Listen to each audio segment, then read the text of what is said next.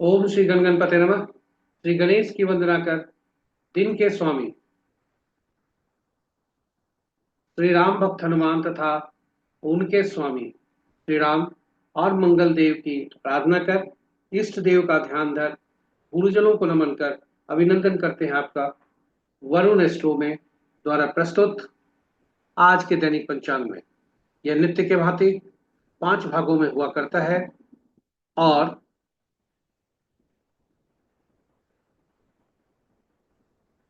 इसमें जो भी डेटा प्रयुक्त हुए हैं वह दृक पंचांग से है। छवि गूगल से ली गई है और यह प्रस्तुति हम आपको तक YouTube के माध्यम से पहुंचा पाने में समर्थ हो रहे हैं। आपके सुझाव के अनुसार दैनिक पंचांग का लघु रूप भी, जो दैनिक पंचांग के पहले भाग का लघु रूप हुआ करता है, अलग से भी प्रस्तुति उसकी की जा रही है और की गई है। तो विलंब न करते हुए हम चलते हैं दैनिक पंचांग की तरफ। इसके पूर्व हम ये बताते चले कि पंचांग का वो शब्द जब भी हमारे शब्द में हमारे सामने आता है, हमारा ध्यान केवल शुभ मुहूर्त की ओर जाता है। किंतु ऐसी बात नहीं है। दैनिक पंचांग मुहूर्त से भी कुछ हद तक बढ़कर है। पंचांग का केवल जो भूमिका है, शुभ मुहूर्त जानने का यह माध्यम नहीं है, बल्कि यह व्यक्ति हमारे निर्णय को, निर्णय क्षमता को सुदृढ़ करता है। यह प्रकृति और ब्रह्मांड की ऊर्जा के साथ संतुलन स्थापित करने में सहायक होता है, जिससे हमारे जीवन में शांति, समृद्धि और सकारात्मकता का संचार होता है। अतः पंचांग का अनुसरण कर हम अपने जीवन को अधिक सफल और समृद्ध बना सकते हैं। पुनः हम दोबारा वो बताते हैं कि पंचांग केवल शुभ मुहूर्त तक ही सीमित नहीं है,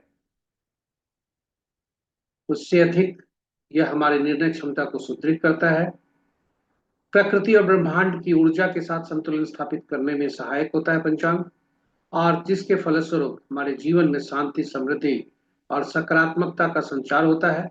अतएव पंचांग का अनुसरण करके हम अपने जीवन को अधिक सफल और समृद्ध बना सकते हैं। इसीलिए इसी के मद्देनजर हम आपसे आग्रह करते हैं कि यदि आप हमारे प्रस्तुति को देख रहे हैं, साझा करें अपने मित्रों, परिजनों और शुभेच्छुओं के बीच, ताकि उनकी भी निर्णय क्षमता सुदृढ़ हो, उनके जीवन में भी शांति, समृद्धि और सकारात्मकता का संचार हो, और वे पंचांग का अनुसरण कर अपने जीवन को अधिक समृद्ध, सफल और समृद्ध बना सकें। जरूर साझा करें। और इन्हीं शब्दों के साथ हम आपको ले चलते हैं दैनिक पंचांग के पहले भाग की प्रस्तुति में।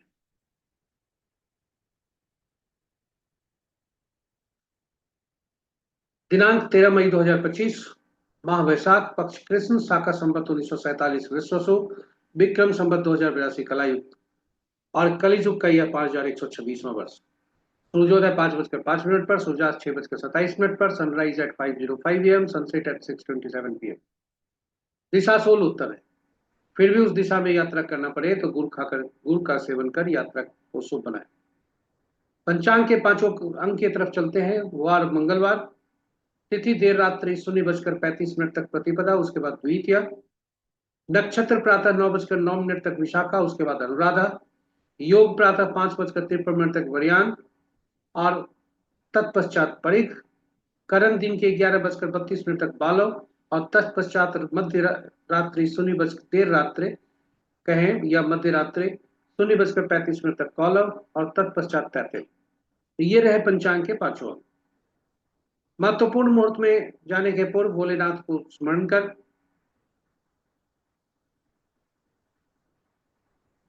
यह देखते हैं कि भोलेनाथ का आजवास कहाँ है।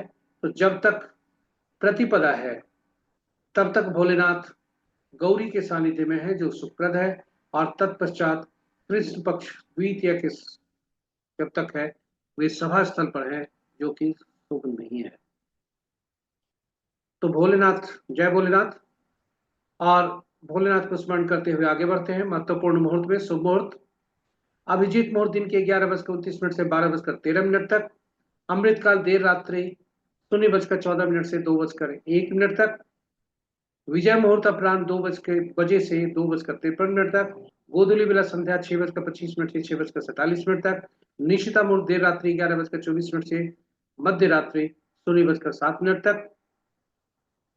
रात्रि में किए जाने वाले पूजा पाठ, जप तप, साधना, तंत्र मंत्र आदि के लिए निशिता मुहूर्त श्रेष्ठ हुआ करते हैं। अशुभ मुहूर्त में राहु काल, जिसके संदर्भ में हमने साप्ताहिक कैलेंडर और उसकी उपयोगिता से संबंधित और सावधानियां अलग वीडियो से संबंधित अलग वीडियो डाला है, हमने पोस्ट किया है, जरूर देखें। तो राहु काल अपराह्न 3:06 से 4:47 तक। गुलिक काल दिन के 11:46 से 1:26 तक। यमगंड प्रातः 8:26 से 10:06 दिन तक। वर्ज्य मुहूर्त अपराह्न 1:35 से 3:22 तक। तो ये रहे हमारे अशुभ मुहूर्त। हम ग्रहों के आकाशीय स्थिति गोचर पर चलते हैं और आप, यह स्थानीय समय पटना के प्रातः 5 बजे समय का है, 5 बजे प्रातः का है। सूर्यदेव अपने ही मेष राशि में उच्च है।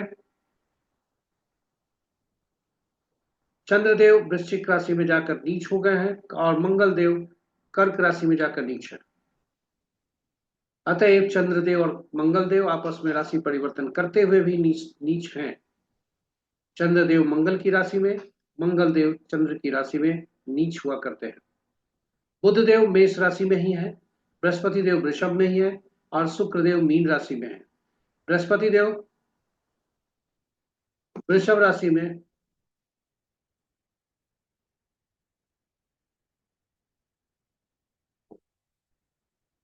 गोचर कर रहे हैं, जो कि शुक्र की राशि है, और शुक्र देव मीन राशि में है, जो बृहस्पति की राशि है। अतः बृहस्पति देव और शुक्र देव भी आपस में राशि परिवर्तन कर रहे हैं। शेष ग्रह शनिदेव मीन राशि में, राहुदेव मीन राशि में और केतु देव कन्या राशि में। इस प्रकार मित्र राशि में 3 ग्रह, शत्रु राशि में 2 ग्रह, सम राशि में 4 ग्रह हैं। और राशि परिवर्तन का हमने बताया कि बृहस्पति, शुक्र और चंद्र मंगल का आपस में राशि परिवर्तन है। इस प्रकार बृहस्पति के देव की राशि में 3 ग्रह, मंगल देव की राशि में 3 ग्रह और सूर्य तथा शनि को छोड़कर शेष ग्रहों की राशियों में एक एक ग्रह।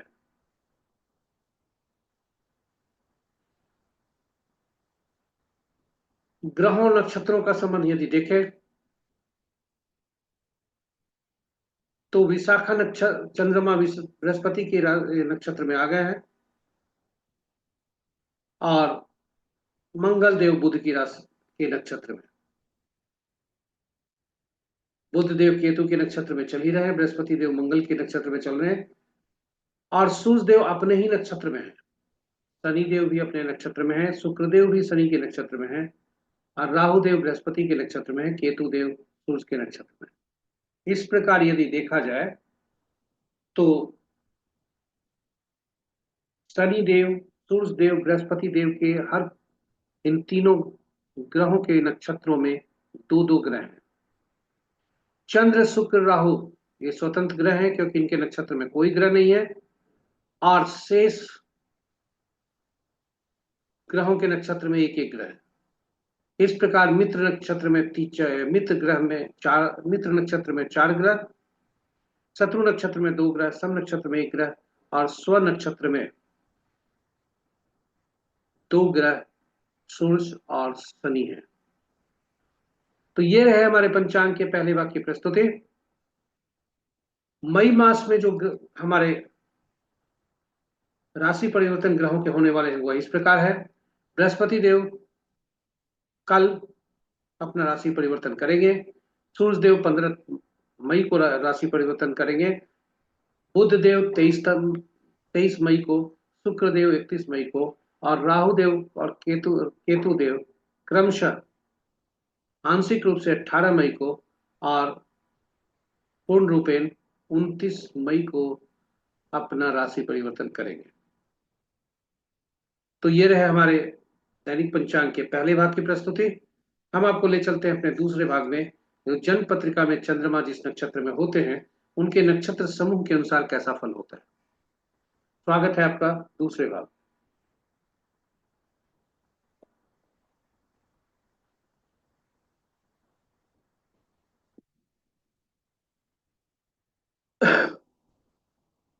चंद्रमा जिस नक्षत्र में होते हैं जन्म पत्रिका में, उनके नक्षत्र समूह के स्वामी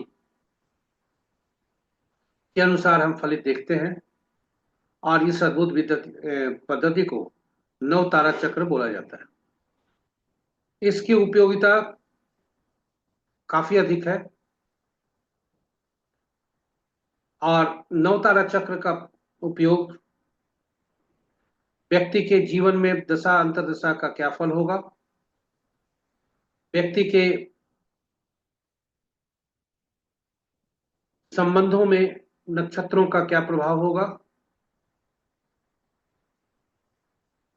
कौन से समय उनके शुभता ला रहे हैं, कौन सा शुभ समय अशुभता या परेशानी का समय होगा, यह यदि किसी को जातक अपने खुद से पहले से अगर भांप ले तो मानसिक रूप से तैयार रहता है और सावधानी भी करता है, जिससे जो अशुभता है उसकी जो मात्रा है, इंटेंसिटी है, वो कम हो जाती है। तो नौ तारा चक्र यह जानने की विधि है और यही वजह है कि नवतारा चक्र पर हमने दो वीडियो डाला है, एक नवतारा चक्र पर विस्तार से और आपके अनुसार, सुझाव के अनुसार उसका प्रैक्टिकल वीडियो भी हमने अलग से डाला है। जरूर देखें, खुद उस पर ज्ञान अर्जन करें और उपयोग करें, साथ ही साझा भी जरूर करें, क्योंकि सरस्वती बांटने से बढ़ती है। नवतारा चक्र जब हम व्यक्ति के इंडिविजुअल निजी संबंध के संदर्भ में देखते हैं तो नव तारा चक्र कहलाता है। और चंद्रमा के गोचर से यदि हम देखते हैं तो इसे तारा बल कहा जाता है। विधि वही है। संक्षेप में बताते चले कि कुल 27 नक्षत्र हुआ करते हैं, किंतु ग्रह 9 ही हैं। और चूंकि नक्षत्र आप जो भी फल देते हैं ग्रहों के अनुसार देते हैं, ग्रह जो भी फल देते हैं ग्रहों के मन नक्षत्र होते हैं, ग्रह अपना नक्षत्र के अनुसार ही फल देते हैं और नक्षत्र ग्रहों के माध्यम से फल देते हैं। इसलिए 27 नक्षत्र, इनको ग्रहों से जोड़ना है और यही वजह है कि इन 27 नक्षत्रों का जो क्रम संख्या है, जो निर्धारित क्रम संख्या उनको मिला हुआ है 1 से 27 तक, तो 9 नक्षत्रों का 1 से 9 तक एक समूह बना, श्रेणी बनी, और फिर दूसरा श्रेणी बना 10वां से 18वां तक और तीसरा 19वां से 27वां तक। और ग्रहों को जो क्रम संख्या में रखा गया वह बने दशा महादशा के अनुसार। केतु, शुक्र, सूर्य, चंद्र, मंगल, राहु, बृहस्पति, शनि और बुध, यही क्रम में, इसी क्रम में उनको रखा गया। और अब हर श्रेणी में से, नक्षत्रों के हर श्रेणी में से पहला जो नक्षत्र हुआ, यानी पहला, 10वां और 19वां, इनका स्वामित्व पहले ग्रह को दिया गया। और इसी तरह से दूसरे 11वें और 20वें नक्षत्र का स्वामित्व दूसरे ग्रह शुक्र को दिया गया। और यही क्रम में चलते हुए अंतिम नक्षत्र जो हुए 9वां, 18वां, 27वां, उनका स्वामित्व अंतिम ग्रह बुध को दिया गया। अब इतनी जानकारी हम हासिल कर लेने के बाद इससे महत्वपूर्ण भी यह है कि हम फलित कैसे करें, यह महत्वपूर्ण है। चंद्रमा जिस नक्षत्र में है आपके जन्म पत्रिका में, उनके स्वामी को पकड़िए, वहां से गिनती आरंभ करिए और वह पहला ग्रह होता है जो कि मिश्रित फल देता है, अच्छा और बुरा दोनों, शुभ अशुभ का मिश्रित रहता है। और उसके बाद तीसरा, पांचवा, सातवां जो ग्रह होते हैं वे पीड़ादायक, बाधादायक, अति पीड़ादायक भी होते हैं। हमेशा याद रखें, तीसरा, पांचवा, सातवां जो जन्म नक्षत्र स्वामी है, वहां से तीसरा, पांचवा, सातवां आपके लिए अशुभकारी है। और दूसरा, चौथा, छठा, आठवां, नौवां ग्रह शुभ फलदायी। उसमें सातवां अधिक अशुभदायी, आठवां, नौवां अधिक शुभदायी। और यही नौ तारा चक्र काम करता है, तारा बल भी इसी तरह से काम करता है। यह सूची हमने जो बनाई है,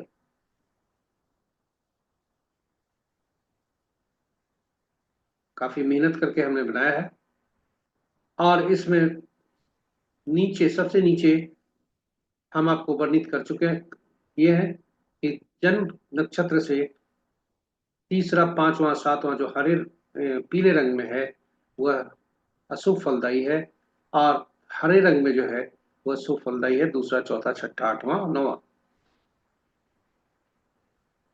यहां पर भी हम इस सूची में कैसे देखें, इस पर आते हैं और आज के नक्षत्र के अनुसार ही देखते हैं। तो आज का नक्षत्र प्रातः 9:09 तक चंद्रमा विशाखा नक्षत्र में है। और यह जो कॉलम लाल रंग से जो कॉलम घिरा हुआ है, वह आज का 9:09 तक है। अब हमारा जन्म जिस नक्षत्र में हुआ है, हम उस रो को पकड़ें और देखें कि आज का दिन कैसा होगा, होने की संभावना कैसा संकेत मिल रहे हैं, और तद उसके अनुरूप काम करें। यदि खराब है तो सावधान रहें, अशुभ संदेश है तो, पीला है तो सावधान रहें, और यदि हरा है तो आपके लिए शुभता लेकर आ रहा है। और वही स्थिति रात्रि सुबह 9:09 तक है। ये बाद है जब चंद्रमा अनुराधा नक्षत्र में चले जाएंगे। तो एक उदाहरण लेते हैं। यदि किसी का जन्म कृतिका के नक्षत्र में हुआ है,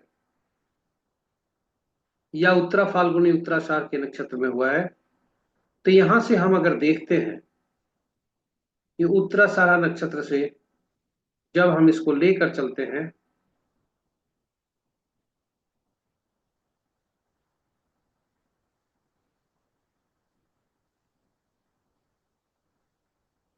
तो उत्तराषाढ़ नक्षत्र में हमारे ये कॉलम आते हैं।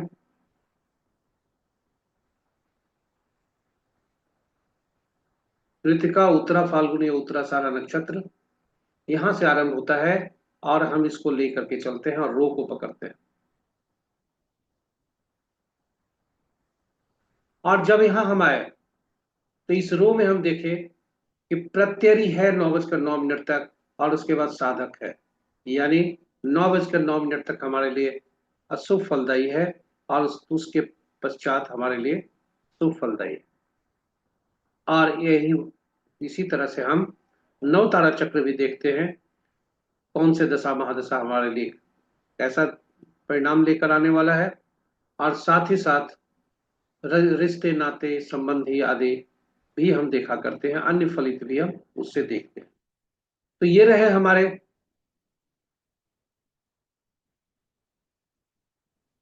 तारा बलम, जिसको बुलाया जाता है नक्षत्र के अनुसार कैसा दिन रहने की संभावना है। नौ तारा चक्र जरूर शेयर करें, साझा करें। कुंडली मिलान में भी, विवाह हेतु कुंडली मिलान में भी हम नौ तारा चक्र का उपयोग करते हैं,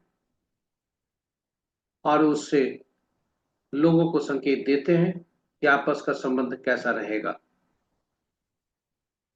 तो इन्हीं शब्दों के साथ हम इस प्रस्तुति को यहाँ पर विराम देते हुए हम ले चलते हैं आपको अपने अगले प्रस्तुति।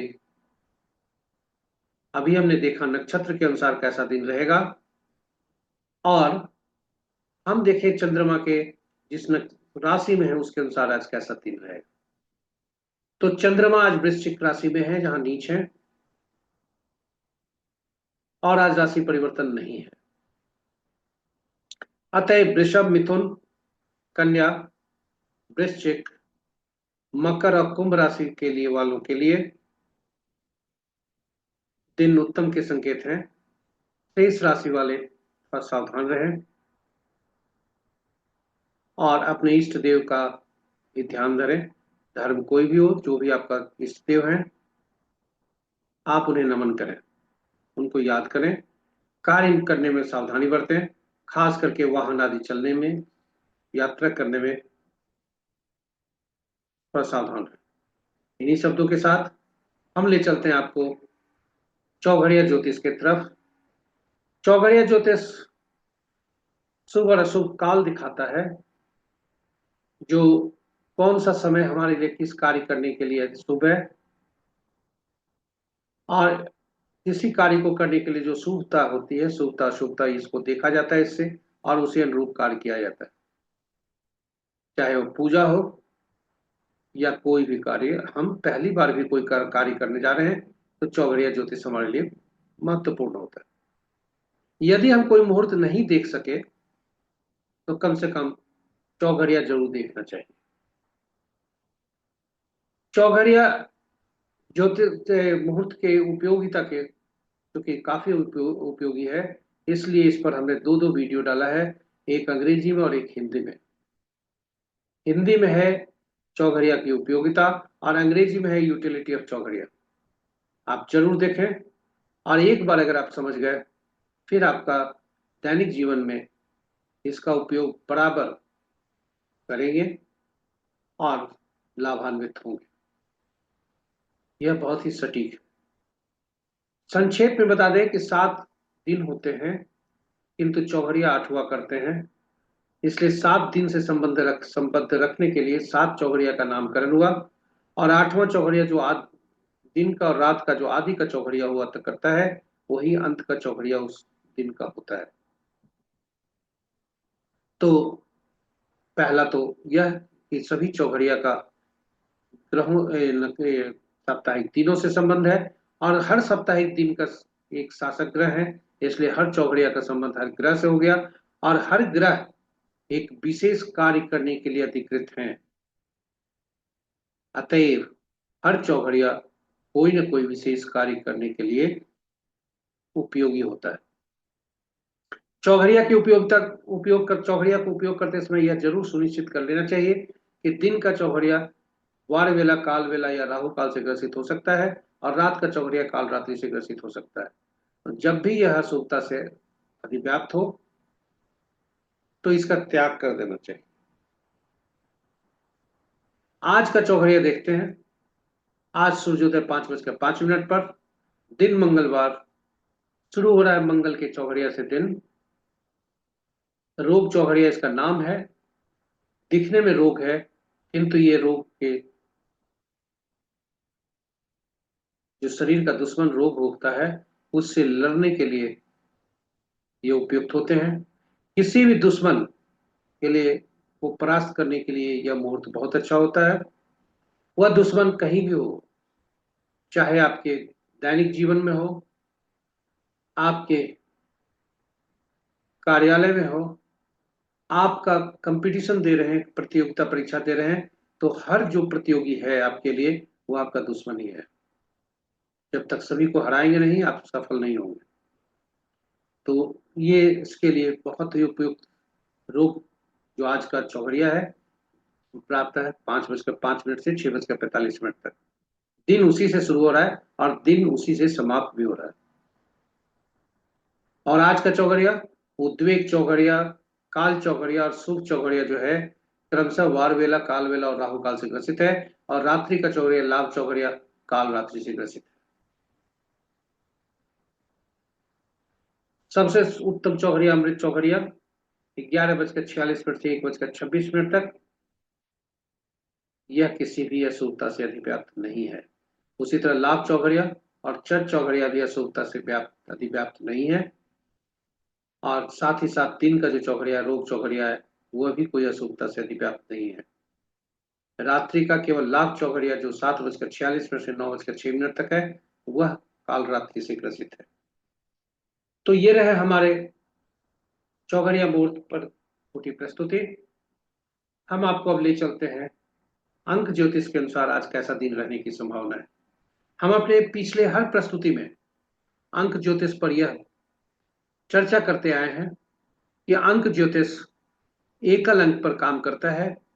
जब भी हमें अंकों का समूह कुछ मिल जाता है, ऐसे अंकों का समूह जहां एक से ज्यादा अंक होते हैं, तो उसमें प्रयुक्त हुए सभी अंकों को जोड़कर एकल अंक बना लिया जाता है और तब अंक शास्त्र के अनुसार इसकी विवेचना की जाती है। यदि हमें कोई ऐसे अक्षर मिल गए जिसकी विवेचना करनी है, तो उस अक्षर का जो के जो लेटर हैं, उनमें जो उन शब्दों का शब्द जो हमारे मिले, शब्दों में प्रयुक्त हुए अक्षर जो भी हैं, उन अक्षरों का जो अंकीय मूल्य है उससे परिवर्तित कर और तब प्राप्त अंक का वो जो भी अंक प्राप्त हुए उनको जोड़कर एक अंक पे परिवर्तित किया जाता है और तब जो है हम इसकी विवेचना करते हैं। जन्म तिथि में जन्म तिथि माह और वर्ष हुआ करते हैं। जन्म तिथि का योग कर हम मूलांक पाते हैं, ड्राइवर पाते हैं, और जन्म तिथि माह और वर्ष को जोड़कर हम भाग्यांक पाते हैं, कंडक्टर पाते हैं। और इसी ड्राइवर कंडक्टर का हमारे जीवन में नित्य प्रयोग होता है। और हम देखेंगे कि जो भी हमारा ड्राइवर और कंडक्टर जो अंक है, वह बराबर किसी न किसी रूप में हमारे समक्ष आता है।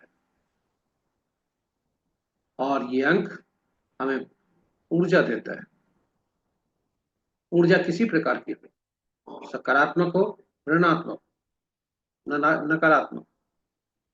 और जब भी हम ईश्वर से प्राप्त इन अंकों को फिर हम छेड़छाड़ करते हैं, जैसे नाम लेकर नाम से अंक हुए प्रयोग जो हमारे अंक आए, हो सकता है कि जो हमारे मूलांक और भाग्यांक है उसे कंपैटिबल हो, नॉन कंपैटिबल हो, वह दोनों में आपस में तालमेल नहीं हो। और जब तालमेल नहीं होता है तो वे हमें नकारात्मक ऊर्जा देते हैं और हमारी अशुभता बढ़ाते हैं। उसी तरह मोबाइल अंक, गाड़ी संख्या, शहर जहां हम रहते हैं, घर का अंक आदि जितने अंक हमारे जीवन में हैं, क्योंकि हम अंकों के साथ ही रह रहा करते हैं, अंकों में ही सांस लेते हैं, उन अंक हर अंक हमारे लिए कुछ न कुछ अच्छे और बुरे ऊर्जा दिया करते हैं। अब आज का ही संबंध लिखें। आज का 13 तब मई 2025 है तिथि। 13 को जब योग करते हैं, तिथि का योग करते हैं, तो 4 होता है। और 13/5/2025 ये यानी तिथि माह और वर्ष को जोड़ते हैं तो यह 9 होता है। 4 और 9 का संबंध अति शत्रुता का हुआ करता है। अतएव यदि किसी जातक का जन्म ऐसा स्थिति में हुआ है कि जिनका मूलांक 4 होता है, 9 भाग्यांक होता है, तो उन्हें नाम, मोबाइल आदि ऐसे रखने चाहिए जो 4 और 9 दोनों के लिए बेहतर हो, और तब उनके जीवन में जो स्ट्रगल है वो कम हो सकता है। नहीं तो समस्याएं बढ़ती हैं, समस्याएं आती रहती हैं। अब आज का ही हम भाग्यांक देखते हैं और मूलांक, विभिन्न मूलांक वाले से व्यक्तियों से कैसा संबंध रहेगा।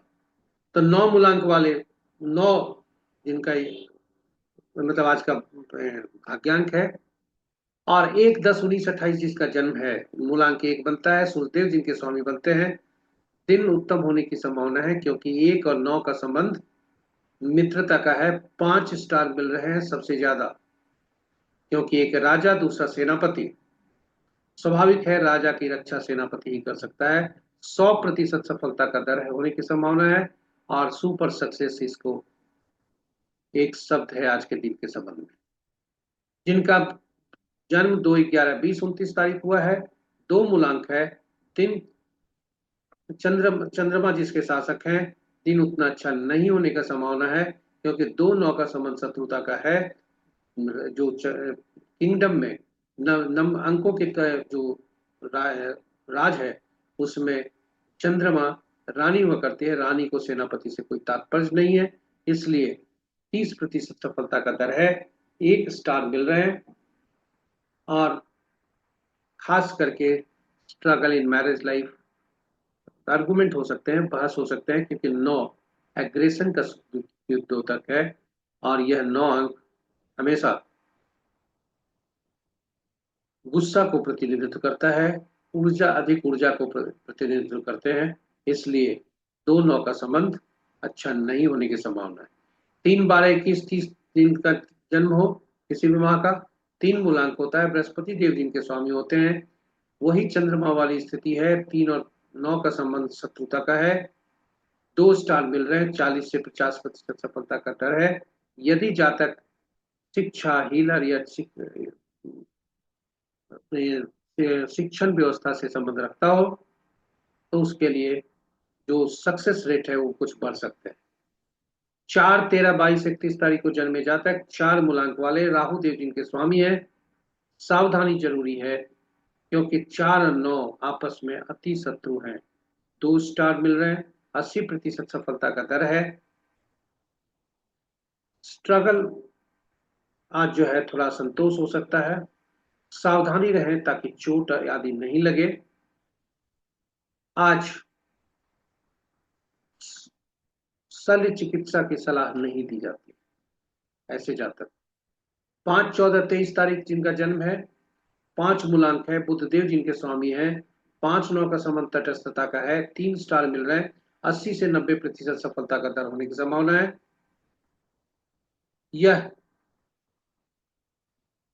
मनी वित्त से, बैंकिंग से अच्छे अंक मिल सकते हैं क्योंकि बुधदेव अंकों के ये हैं, अकाउंटिंग से संबंध रखते हैं। इसलिए 5-9 का संबंध, यदि 5 मूलांक वाले यदि वित्त से संबंध रखते हैं, बैंकिंग से संबंध रखते हैं, तो उनके लिए जो सक्सेस रेट है वो कुछ बढ़ सकता है आज का। 6-15-24 जिनका जन्म तिथि हो, 6 मूलांक बनता है, शुक्र जिनके स्वामी बनते हैं, 6 और 9 आपस में तटस्थ होते हैं। 2.5 स्टार मिल रहे हैं, 80% सफलता का दर है। और शुक्रदेव अपने आप को प्रोजेक्ट करने के लिए ज्यादा ये है। इसलिए मीडिया से संबंधित यदि जातक हैं, फिल्मों से हैं, तो उनके लिए सफलता का दर हो सकता है, लेकिन सावधानी रहें। 9 नंबर हमेशा झगड़ा आदि देता है, कंट्रोवर्सी हो सकते हैं, स्कैंडल से दूर रहें। 7 मूलांक वाले, 7-16-25 जिनका जन्म तिथि है, 7 इनका मूलांक होता है, केतु देव जिनके स्वामी है। 7-9 का संबंध तटस्थता का है और 1.5 स्टार मिल रहे हैं, 60% सफलता का दर है। यह बढ़ सकता है यदि जातक ऑकल्ट से संबंध रखता हो, हीलिंग से संबंध रखता हो या शिक्षण व्यवस्था से हो संबंध रखता हो। 8 मूलांक वाले, 8-17-26 जिनका जन्म है, शनि देव जिनके स्वामी है। 8 और 9 आपस में तटस्थता का है। 1.5 स्टार मिल रहे हैं, 30% सफलता का दर होने की संभावना है। यदि कानून और आर्मी से, सेना से संबंध है तो यह उनके लिए शुभ कारक है। 9-18-27 जिनका जन्म है, 9 मूलांक है जिनका, मंगल देव जिनके स्वामी है। 9 और 9 का संबंध अति शत्रुता का है। 1 स्टार मिल रहे हैं, 10 से 40% सफलता का दर होने की संभावना है। और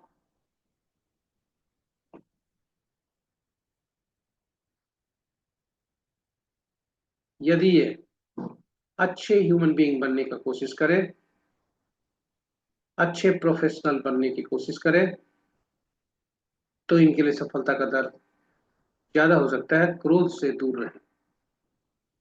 तो ये रहे हमारे अंक ज्योतिष पर आज का दिन का कैसा शुभ होगा।